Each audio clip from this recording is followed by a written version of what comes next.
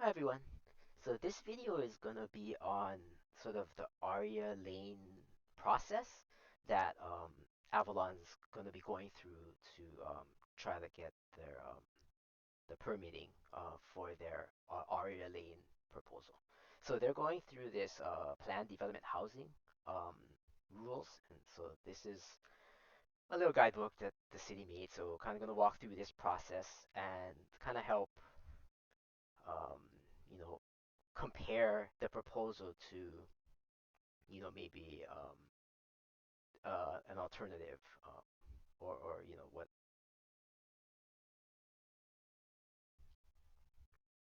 So these two types, so PDH, planned development housing, and cluster homes, it's two different ways um, that it's alternate ways to develop an area. All alternative to just a traditional subdivision. That is actually pretty common. If you look in Manoa, there's a lot of let's say R70, R75 subdivisions, right? That's kind of the most prevalent thing in maybe Upper Manoa. So in place of a more traditional um, residential subdivision, they have these different options here. And I just kind of wanted to point out sort of what it says. Um, so it's different groupings. You can share infrastructure, amenities, right, and that can save cost. And here, preserve natural features. And it's actually trying to protect character. So more flexibility as to how the homes can be laid out, on this bigger lot.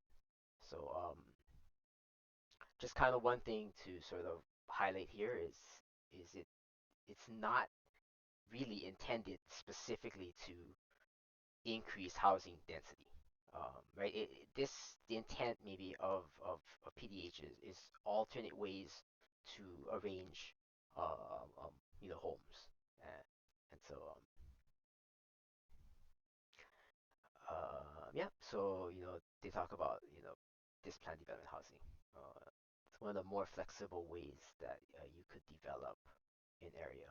And so the underlying zone is R75. So if you were to do a standard development, you would chop them up into 700 square feet, rectangles. This is actually pretty common, in Manoa, and that would be how you do the subdivision. But this PDH, alternatively, you're limited by what they call the FAR, the floor area ratio. So maximum living area over your entire lot is limited to 26%. So I guess just to draw a comparison, if this was a standard subdivision R75, um, the FAR is zero point 0.6. So of your 7,500 square foot lot, you could build up to 60% living area. One might think, yeah, that's significantly more, but in this, you already have your property chopped up, and the road has already been, cut out, and the city takes care of the road. So, in the PDH, this 0.26 is overall, so it's the entire land area 0.26, right? It's not just your cut lot, you know. So it's a little bit different, I guess, because this includes the roads and other areas on your lawn, your lot. Blah blah blah blah blah blah. So this talks about kind of the idea that some of these clusters, and one nice use would be in agricultural type zones. You could have a few farming dwellings, and you could arrange them differently and allow for farming stuff. So that's kind of the rationale kind of behind that. Um, oh, it's worth noting that when you do this type of development, you're required to provide affordable housing. Um, so if you look in this, thing, there's numbers. You're gonna see numbers like 15% of the units need to be um, affordable for 5 years. So the Aria Lane, proposal, they have their 26 affordable multifamily units, and that satisfies this. law that you're required to have affordable housing units. Um, so this is something that's kind of being used here. So compared to a traditional subdivision where it's just really single family, right? In this zone, using this PDH process, you can do those detached, but you can also do these other types of dwellings that are at higher density, even though it's not allowed in the underlying R75 zone. Um, and again, right, the intent was that you could group um, homes, in the pictures above. If there was farm, you could group it. Or if there's a big hilly area, um, again, it doesn't read to me like the intent was to increase, use this to increase housing density. Um, One of the nuances, if you remember, okay, so um, housing density has a lot to do with the number of units you allow. So that has kind of a lot to do with how big or small you make each unit. So in a traditional subdivision, um, I was saying you could have a FAR of zero point 0.6. So you could build a pretty big single family house. But that would be considered one dwelling unit. That's relatively large. And then, you know, there's the argument there is that's kind of a waste of space. You don't need this big area. So yeah, okay, we could have more dwelling units. But inevitably, more dwelling units just brings more people and more people doing independent things, which means more traffic, right? Potentially, because it's like different independent housing units, even if they're sharing the same space. It's not quite perfectly equivalent. Um, it talks about just spacing setbacks, so it's a little bit more flexibility in how you would lay out your areas.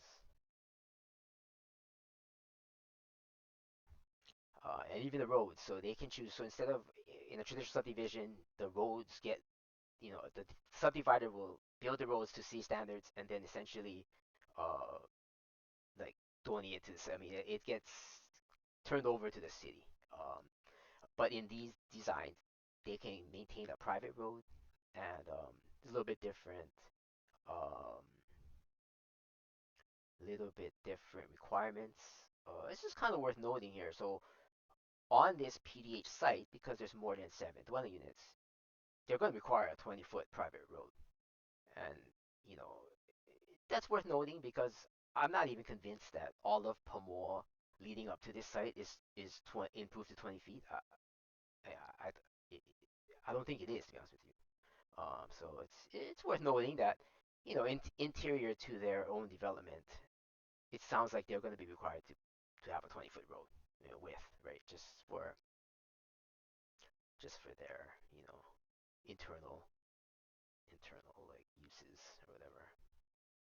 Yeah, yeah, pedestrian. Yeah, yeah, yeah, parking. Yeah, yeah, yeah, yeah. Let's see if I can should jump down here. Oh yeah, okay. So park dedication. They need a certain amount of park area. I think it can be private, but that's kind of I mean they're gonna have that, right? Um, it's kind of a nuance here. So, um, in order to qualify for city trash pickup, these roads have to be up to the subdivision standards. So I can't say for sure, if it is or isn't, but if it's not, then they're gonna be required to have, independent, like a private trash pickup. I thought that was kind of worth noting because if it's not aligned with the city's collection schedule, then it'll be like another, private, trash truck coming in to pick up trash there. That could maybe be a thing. Okay, so this is kind of where I wanted to get to. So this process. So now we have an idea of what PDH is at a high level, and what is this process. And there's going to go to DPP. And so okay, so the DPP director is the one that's going to have this final approval for this major use permit. That is kind of what will be culminating in. Um, so I kind of wanted to. Oh, okay. Let me just jump to this rule here. Okay, so they're going to submit their package, and it's going to say all the great things that they wanted to say about their project. And DPP is going to hold a public hearing. So after they submit the package, then the public might have a few days to look it over, and then they're going to have a public hearing. And after that, the DPP director is going to make a decision. And I wanted to kind of point out some of the criteria for this decision. So other than just complying with, blah blah blah, I wanted to point out this D clause. Um, so this proposed development, um, it should have quality and character compatible with the surrounding uses, um, and have same beneficial effect for those in the area living and working, as would any other generally permitted use. So, my read on this is the comparison here is this proposal, this PDH, Plan Development Housing proposal, compared to, uh, you know, the other. So this would be an R75 subdivision. So it would be more traditional subdivisions that you see kind of right outside along Pamoa, and they're all kind of all around Manoa. There's a lot of R75 subdivisions that are around the area. So that would be kind of in my mind, when I read this, the director's decision is kind of going to hinge on this comparison, right? Is it compatible surrounding area, and does it have kind of the same beneficial effects as a traditional R75 um, subdivision? So let me just, I guess, to that point, I guess. This is the city's subdivision rules. I just jumped to the table on streets. This was kind of a big, um, I guess, talking point for because Pummel Road, as it goes towards that site, it's a fairly small road, and if you look at when Pummel Road was built, it was kind of the end of that little subdivision. So these are dwelling units, right? If you have less than 25 dwelling units, you can have a pretty small road, right? You can have a 20-foot. I don't even think it's 20 all the way, but you could have a 20-foot road, and whatever. Okay. So you're down here, right? Maybe they even thought it was an alley, because it was only like, I don't know, 10 units or so. I don't know. Okay, so but if you add Aria Lane, right, to that road. Okay, so Aria Lane it's 76 single family plus 26 multifamily plus potentially 76 ADUs, right? Because all of the single families could do ADUs. So I mean, we're talking about a number 170 dwelling units plus whatever's on Pomona Road now, right? So we're close to here, right?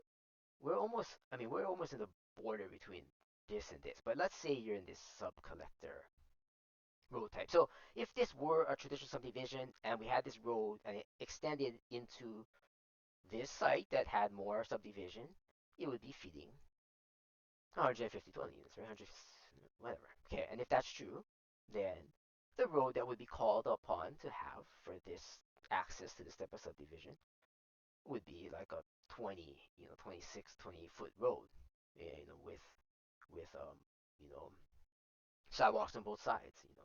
And if you think about go around Manoa, look at roads that support 150 units.